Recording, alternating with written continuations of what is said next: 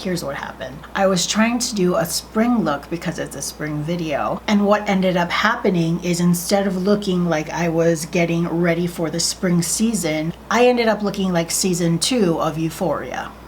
Hey guys, hope you all have been well. Welcome back to my channel. On today's video, I know it's another swatch party, and this time we are going with the spring theme. You know my love for blushes, so anytime I can whip them out, I'm definitely going to. On today's video, we have a total of 7 products, so my cheeks are a little irritated right now. But I do know that I picked some really good shades and a lot of variations in terms of intensity, in terms of depth, in terms of brightness. There was a lot of thinking going on when I was planning this video. Before we get started, I do want to make reference of my complexion shade. I am an NC35 to an NC37 in MAC, so this will generally be geared towards people with medium to medium tan skin tones. So if you're ready for some cheek swatches, I hope you decide to stay tuned. We're gonna get straight into it. So the first blush is going to be a liquid blush, and this is the Rare Beauty Joy blush. And I can't really think off the top of my head if this is the matte or that other formulation, but I think on my complexion, this peachy pink with a lot of vibrancy in it is going to be very pretty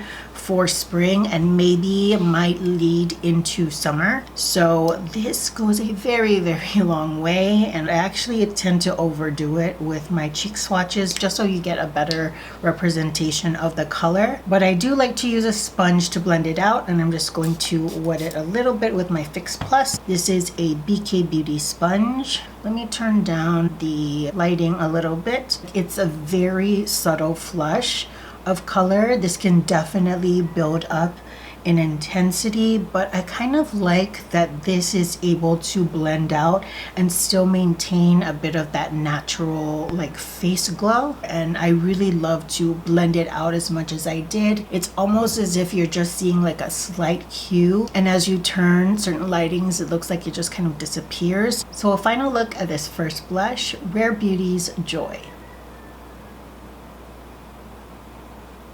Moving on to blush number 2, I'm going to go with MAC because I feel like most people know that I'm going to have a MAC blush in here. I'm wondering if any of you guys are guessing which one I decided to pull out for this video. For me, it's a no-brainer. I have to go with Fleur Power. Like, this is spring. Come on. This has a satin finish, so it's not quite matte and it's not quite shimmery, so somewhere in between. I feel like this is what a natural glow would look like in powder blush formulation, so I'm going to take that on a number 5 brush from Refer. And I don't have any bronzer on. I kind of want the blush to speak for itself. Oh, so beautiful. It's such a poppy pink color, and it really does show up on my complexion. I think when you look at it in the pan, it looks a little intimidating, especially for someone with my complexion, but trust me, look at it. I know. You see that satin finish? It doesn't lay flat. It gives the skin just like the tiniest touch of luminosity. And before I move on, anytime I use the word poppy, I mean it has a punch to it. So the color really does stand out. So if you're looking for a poppy pink color from MAC, this is one that I would recommend. At least go in, maybe give it a swatch on your complexion. So final look of MAC's Satin Blush in Fleur Power. And as always, I gotta give you this front side angle so that you know what it looks like head on. Blush number 3 is going to be a NARS blush, and it is the ever famous Deep Throat. I hate the name of this blush, but oh well, I mean, it is what it is, right? But this blush right here, it's a very soft blush, so I wanted to give you guys a soft blush option because not everyone is going to want a lot of color on their cheeks. And this blush here does have a bit of shimmer in it, and it's fine specks of gold glitter, and on me it's just just enough color. I did pack on my brush quite a bit, but even then it is rather subtle on my cheeks. I tend to go overboard with blush, you guys know this, but for subtle, just kind of grazing on the skin type of blush, I think this is the perfect shade. I'm sure that some of you guys are wondering how the sparkles translate onto the skin, and really they just kind of fall out. There is a few specks here and there, but nothing very noticeable. But for a subtle blush option, I definitely felt like Deep Throat would have been the perfect choice and recommendation. But here we have the final look of NARS's Deep Throat blush.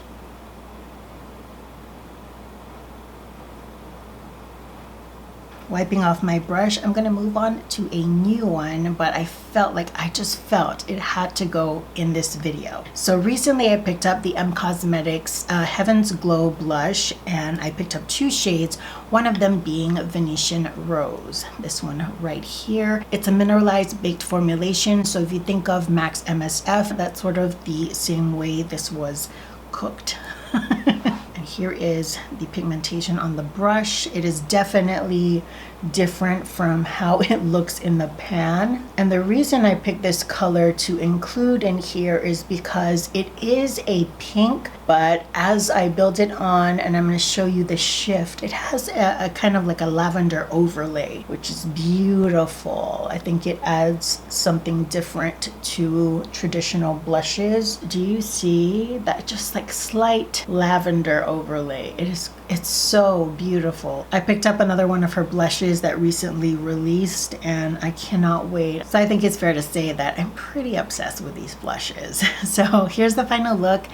Cosmetics Heaven's Glow Venetian Rose blush. And here we have the swatches face on. So I've gone through 4 and I do have 3 more. So let's round this up a little bit. My cheeks are starting to get a little irritated. The next one is going to be Clinique's Cheek Pop. This is in Ginger Pop. And the reason I picked this out, as you can see, this has got some substance to it, right? Very, very poppy. But since I did like a very subtle choice, I figured why not go big, right? This blush here is very sheeny. So it's going to have that reflect and glow with a movement of your face. So, I mean, look at that blush. Are we ready?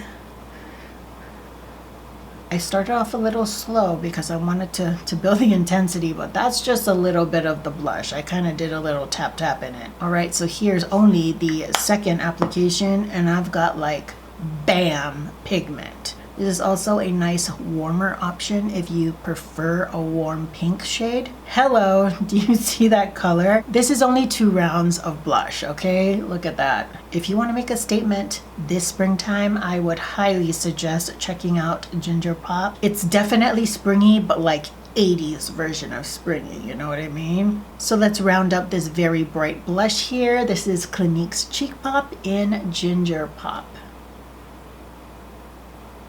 All right, Annabelle, so you've done a lot of like poppy colors. Maybe it's a little subtle, but they're still poppy. What about us neutral people out here? I got you covered, don't worry. Pat McGrath has this gorgeous blush in Nude Venus. I'm pretty sure you've heard about it. I've seen this out of stock before. I'm hoping, fingers crossed, that it's already in stock by the time I have this video uploaded. My neighbors are building something, so I'm sorry. I have to film this video. So blush like this has just enough color, but it's neutral enough to just go with everything. You know what I mean? I'm gonna build this up rather slowly because this is how I would do it if I wanted a more subtle blush. I think the difference between this and NARS's Deep Throat is Deep Throat definitely is a brighter pink color, whereas this, there's a lot of like tone down and mutedness in the color itself. Mutedness I don't think is a word, but we'll make it one for this video. So here is the final look of Pat McGrath's Divine Blush in Nude Venus. And here are the blushes face on. Last one for today, guys. I originally only planned for those 6 blushes to go on this video. However, I thought about it a little bit more and I said, why don't I include a face palette? It's a different option and you could be able to use multiple products to create a certain look. So I went with the Hourglass Ambient Edit Universe Unlocked palette. Is that what it's called? Hourglass Ambient Lighting Edit Universe Unlocked palette. This is a holiday release from the previous year. There were two options in this collection and I decided to go with the deeper option. This is the setting powder right here. You have two blushes, a highlighter, and a bronzer. And I think this is a perfect example of what the current trend is in terms of like styles of makeup, which is the glow. So I'm going to use all of the products in here just to show you how it applies on the face. So I'm going to start off with that setting powder, and I think this is very similar to the MAC Mineralized Skin Finish, but just a touch more glowy.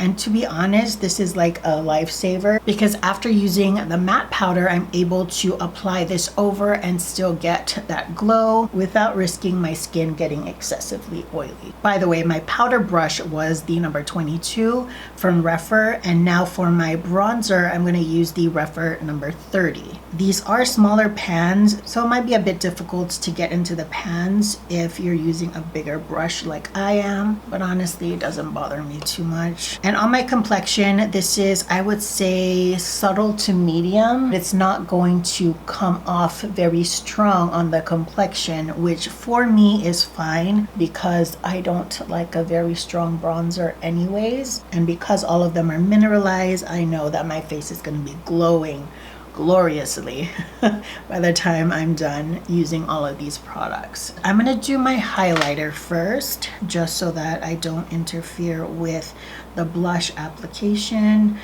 This is like pretty legit. This highlighter is giving me glow for days. It's slightly stronger than I would like a highlighter to be, but it's not like I'm avoiding using it, you know?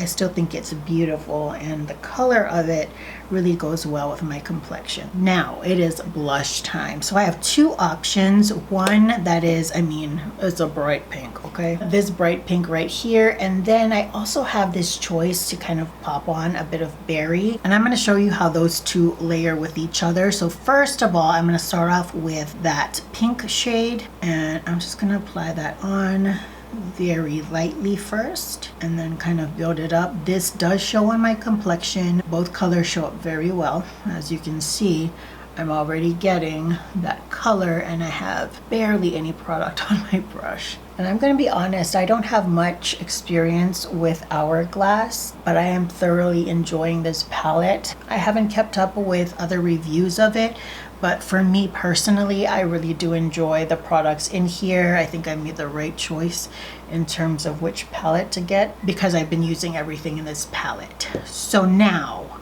I need a lighter brush, and by lighter I mean less dense.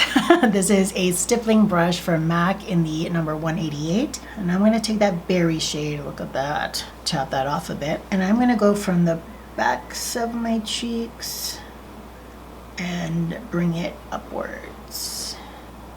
See how it gradiates from deep to light? Again on this side, from the backs of the cheeks towards the nose.